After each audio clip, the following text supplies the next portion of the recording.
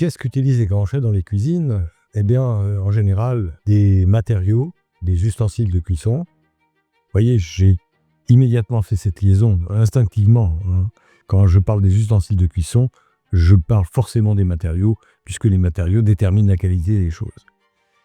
Et les chefs de cuisine, les professionnels, recherchent à la fois de la performance, à la fois de la spécificité selon le type de cuisine dont ils sont les spécialistes. Quelqu'un qui va faire une cuisine asiatique ne va pas cuisiner dans les mêmes ustensiles que celui qui est un spécialiste du bœuf bourguignon. Donc on se doute bien que l'ustensile va être adapté, mais aussi que le matériau qui va avec cet ustensile sera adapté. Ensuite, le choix des matériaux utilisés en termes de performance va guider le deuxième critère à partir duquel ils vont opter pour l'un ou pour l'autre. Quand je parle de performance, vous avez des chefs qui sont très avides de précision et qui vont retenir pour sa précision, sa performance et sa réactivité le fameux cuivre qui est associé depuis des siècles avec les ustensiles de cuisson et une réputation de haut de gamme, de précision et de performance. Si on recherche un matériau qui est doté d'une parfaite innocuité alimentaire, c'est-à-dire qu'aucun de ses composants ne migrera jamais vers les éléments, ce qui est en général la caractéristique principale de tous les ustensiles de cuisson utilisés par les professionnels, puisqu'ils s'adressent à des collectivités, à des restaurants, etc., bien évidemment, ça va être l'inox. L'inox qui va guider ce choix-là pour des questions d'alimentarité et de sécurité. Si on a besoin de faire des cuisines à feu très doux, pendant des heures, à mijoter très doucement, certains vont continuer d'utiliser l'aluminium. Je dis continuer parce que, évidemment, rares sont ceux qui vont continuer d'utiliser l'aluminium en contact direct avec les aliments, puisqu'on le soupçonne de certains problèmes de santé. Et donc, ces matériaux en aluminium sont toujours accouplés avec des revêtements, généralement des revêtements anti-adhérents, ceux-ci étant actuellement dans une phase de désengagement à la fois de la part de l'utilisateur et à la fois de la part des fabricants.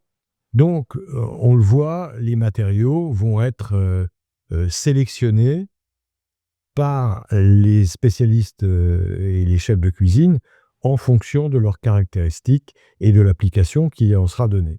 Et il faut noter que, généralement, dans une cuisine professionnelle, on va avoir un matériau dominant, qui peut être le cuivre, qui peut être l'inox.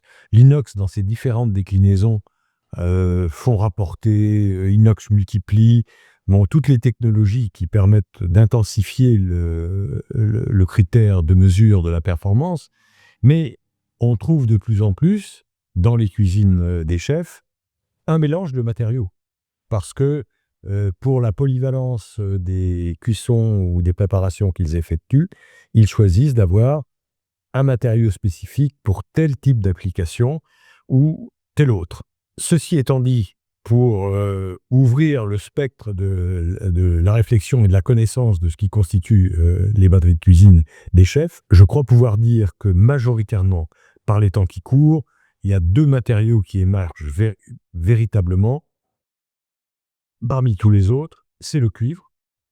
Et le cuivre, pour les raisons de performance et de précision que j'évoquais tout à l'heure, agrémenté de nos jours de la protection inox à l'intérieur pour l'alimentarité et une adaptation à l'extérieur ou dans le corps même des ustensiles pour pouvoir fonctionner l'induction, puisque même dans les cuisines professionnelles, les chefs se sont dotés de plus en plus de ces plaques à induction pour un confort d'utilisation, ne serait-ce que la chaleur dans la cuisine, puisque vous savez qu'on a appelé aussi l'induction la chaleur froide.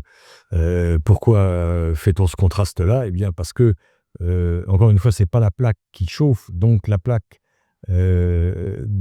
normalement, quand elle n'est pas induction, elle chauffe et l'ustensile et le local dans lequel elle se trouve, alors que si c'est une plaque à induction, elle chauffe l'ustensile et juste l'ustensile, ce qui est un critère de confort très important pour les conditions de travail des gens qui sont à l'intérieur de ces cuisines.